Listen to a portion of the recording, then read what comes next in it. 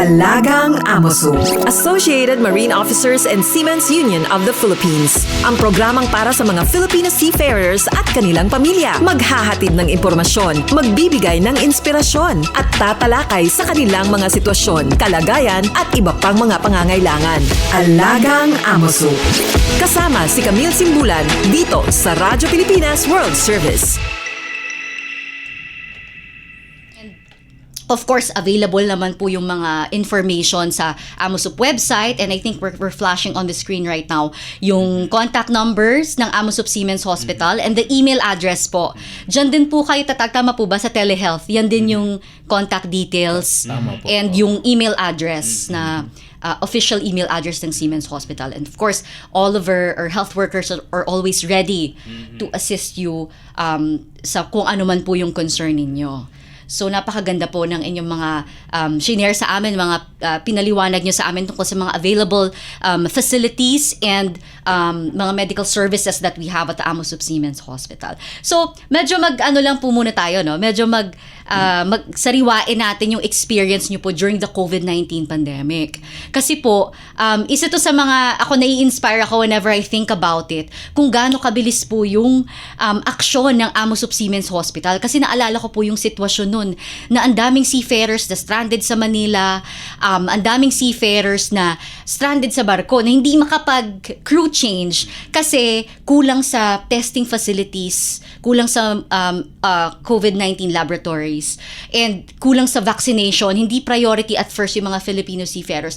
Pero mabilis pong naka-action yung Seamen's Hospital kasi nakapag-partner up tayo with the government. Ginamit yung mga AMOSUP Seamen's Hospital across the country to roll out the Filipino seafarers vaccination. Paano po nangyari yun? Paano po tayo naging katuwang ng gobyerno sa initiative na to? Ang pinaka-importante nung panahon na yon was the action ng ating presidente ngayon, ni si Dr. Conrado Oca. Dahil nung time nung nag-uumpisa pala yung COVID, nag-instruct siya sa amin na mag-prepare kami. So very important yun kasi lalo na nung biglang walang mabiling mga PPE, especially mask. So we had to procure nung mga mask na yon, yung mga gamit, as early nung nag-uumpisa pa lang. So nung inabutan tayo nung wala nang mabili, meron pa rin tayo sa ospital. So that was a big factor because yung ating mga doktor, mga nurses ay hindi masyadong, alam mo na, nakakatakot kasi dahil di natin alam kung ano yung COVID nung panahon na yon. So malaking bagay yon. And then to further yung ating serbisyo, nagpa-order kagad siya ng mga PCR machines. O very important kasi yun yung magiging susi natin sa testing, especially later on nung medyo naintindihan na yung COVID, nagkakaroon na tayo ng tinatawag mong crew change na. So during that time, there was merong mga organizations na gumawa ng parang crew safe passage na very involved tayong AMOSUP Seamen's Hospital. So pag natetest sila, pinapayagan silang sumakay na at by doing that, nakapagpalit na yung mga crew. So malaking factor ho yun. Yung sa vaccination naman po, kasi even yung mga provincial hospitals, provincial branches natin naging involved din. Talagang yung mga local government units were partnering up with AMOSUP Seamen's Hospitals to roll out vaccination for seafarers. Nung time po na yun, talagang hindi tayo nagdi-discriminate whether member or non-member ng AMOSUP. Pinayagan magpa-vaccinate sa mga facilities ng Seamen's Hospital. Yes, totoo yun, Ma'am Camille, no? So malaking bagay talaga yung leadership ng ating union president na si Dr. Oca, at ang malaking bagay na hindi nakikita, ang daming mga tawag nun, yung parang behind the scenes na coordination. So ang daming coordinations, nagko-coordinate kami sa government, sa LGU, and pati yung mga coordinations with the manning agents, yung mga ibang stakeholders, yung mga ship owners.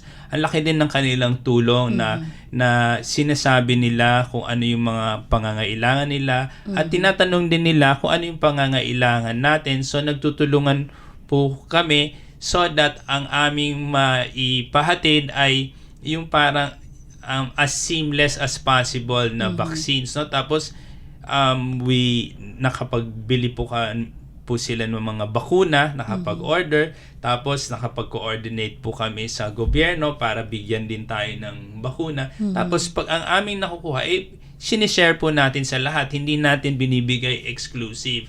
At naglagay kami ng isang facility na dedicated lang doon sa vaccination para mabilis ang aming ang goal dapat in 30 minutes ang tao pagpasok in 30 minutes labas tapos na yung bakuna dahil nga ayaw yung ipatagal sa isang lugar dahil anong tawag niyan yung exposure no tapos yung pangatlo ang ginawa namin kasi sabi nga ni Dr. Pile yung para meron tayong green lane and safe passage, nagawa rin kami ng parang QR code ng mga sino nakabaksin. So that pwede nilang i-verify po sa AMOSUP na ito sa database na, ito nabakuna na. Para yung papeles ng seafarer, handang-handa na siya pag pinakaalis na siya, kompleto na siya. So yun yung mga bagay at ito was coordinated together with yung pakiusap sa mga pag-uusap sa LGU, sa DOH, government, sa Marina. sa DOH, sa Marina, sa money agents, at sa ating union no para masigurado natin na ang padala ng ating seafarer at ang trabaho nila ay hindi rin matigil no at tuloy-tuloy dahil importante ang ating seafarers sa ating yung pag-transport ng ating mga gamit no they're primary deliverers of our goods so kung wala sila hindi natin mapapadala yung mga yan especially during that time talaga kailangan sila because parang na-stuck yung world di ba nung hindi tumakbo yung mga barko talagang nahirapan ng buong mundo. So idagdag ko lang sa sinabi ni Dr. Ortigas, meron din kaming during that time na marami ng vaccine, we also had to procure yung mga refrigerators that is needed for the vaccines. Storage. There was a time na pati yung mga ibang LGU sa atin na nasa stock yung vaccine kasi wala silang ganung ang klaseng mga refrigerator. Importante kasi to a certain temperature, especially some of the specific vaccines, importante yung mga temperature control So malaking bagay talaga yung ginawa nung AMOSUP nung panahon na yun. Galing din po ng foresight talaga ni Dr. Oka. Naisip niya agad na ito yung mga kailangan. Ito. Kasi alala ko nung yung molecular lab din po natin, talagang ginawa siya para yung testing ng seafarers. Kasi alala ko nung time na yun, even sa labas, kulang Kulang yung facilities for the testing. At ang biniling mga machine na PCR, yung automated and fully integrated para pag test mo, 45 minutes, 30 minutes, may resulta ka na. Wala nang halo-halo. Hindi matagal. Kasi di ba nung araw, maghihintay ka ng 24 hours. Minsan may iba 48, yung iba 72. Ito gusto namin. 1 hour. Kasi gusto mo, pagka-test mo, alam mo na ano resulta mo para pwede ka nang umalis, pwede ka nang matanggal sa quarantine. Yung mga ganun. No? Kasi malaking bagay dahil siyempre, yung mga seafarer, pag uwing-uwi na yun no? Tapos, kailangan meron silang papel na pakita negative, sa LGU nila na negative sila. At least meron na. Or pag isakay naman sila, diretso lang sila sakay. So, malaking bagay din po dito yung aming mga hospital staff, yung aming mga nurses dahil sa kanilang tulong at sa kanilang kooperasyon at aming mga doctors na nataguyod namin o na-deliver namin tong services.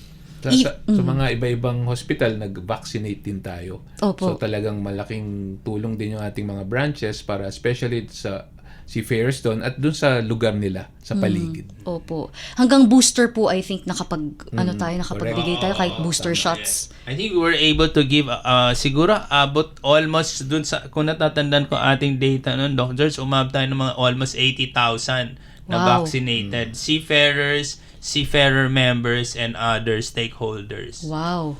Ganda ng naging takbo po, no? Very successful yung rollout. So salamat talaga sa coordination ng AMOSUP at ng iba-ibang stakeholders at of course ng gobyerno natin. Okay, so ngayon po nabanggit nyo na we continue to expand sa iba't ibang mga regions. So na-identify po kasi natin tama po yung mga seafarers hub natin.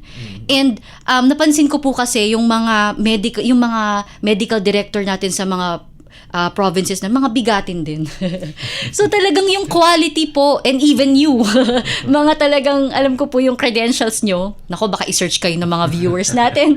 Talagang maganda yung track record, yung credentials. Talaga pong ini-ensure talaga ni AMOSUP na yung quality of service to the members and dependents ay top-notch.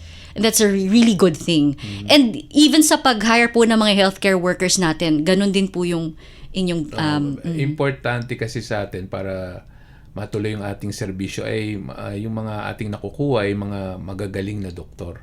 So very important yon kasi parang yung proseso ng paggaling ay mapapadali. And also ayaw naman natin sila magkasakit. That's why we have also programs na parang kinikater mo yung paano ka maging healthy.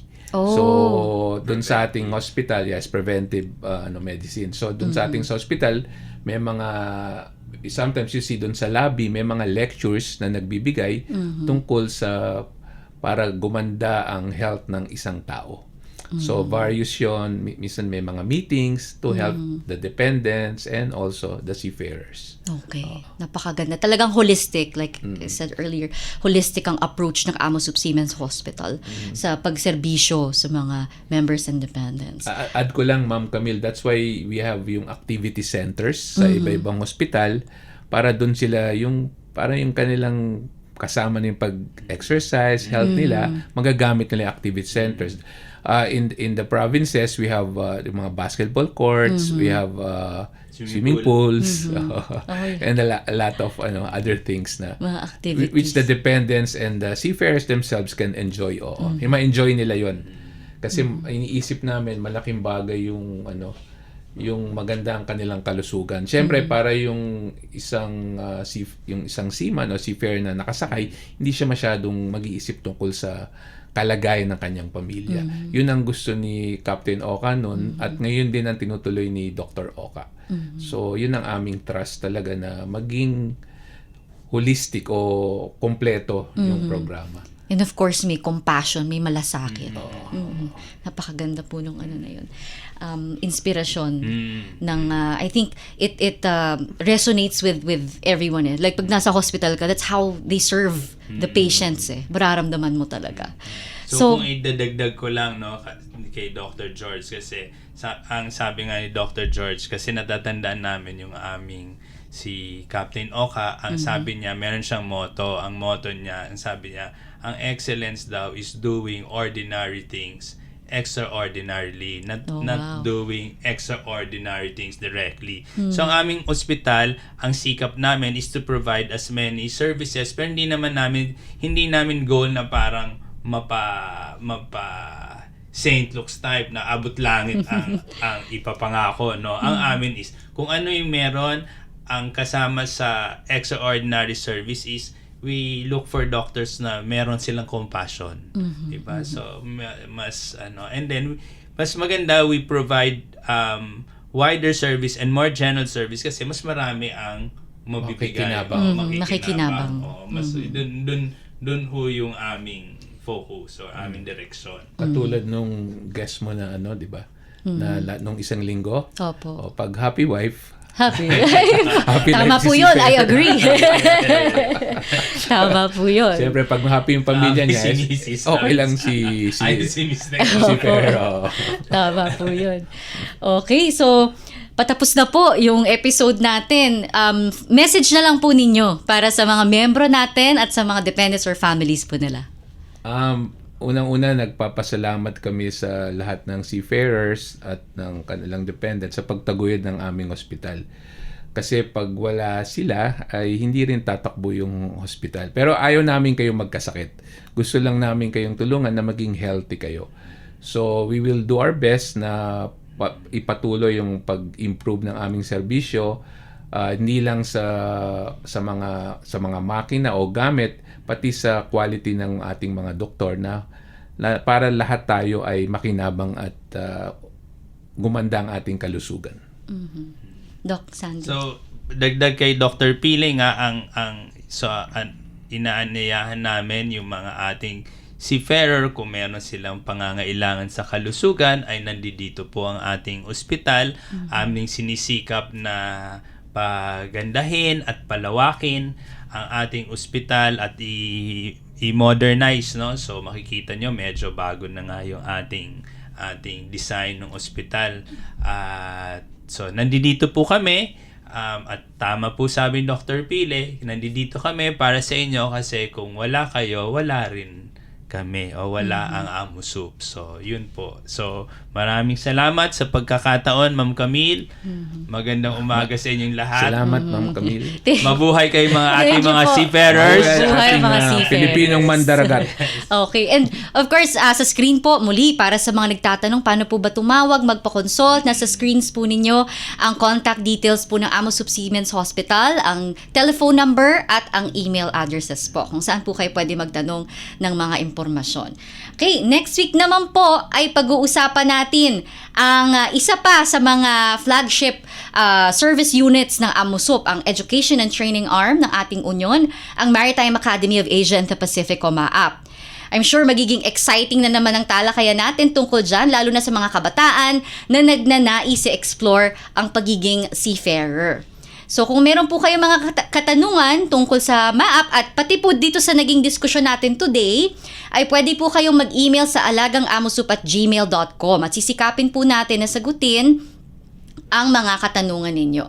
So, ayan po, share na namin sa inyo yung contact details ng AMOSUP Siemens Hospital. Meron din po tayong AMOSUP Contact Center at AMOSUP Official Facebook page and AMOSUP Official Facebook group at AMOSUP Official YouTube channel for more information about our programs and services. Muli, maraming salamat po sa inyong pagsubaybay sa ating programa. Syempre, salamat sa mga kasama natin sa Radyo Pilipinas, si Ms. Susan Aison, Milo Janela, Ray Arevalo, Erwin Tanyano at Jerome Toledo, at syempre sa resource persons natin ngayong umaga, Dr. George Pile at Dr. Alejandro Ortigas ng AMOSUP Siemens Hospital. Salamat po sa napakaganda, napaka-rich na diskusyon ngayong umaga. Ako po si Camille Simbulan at ito po ang Alagang AMOSUP. All aboard sa talakayan. Palalimin pa ang inyong kaalaman. Alagang AMOSUP. Dito sa Radyo Pilipinas World Service.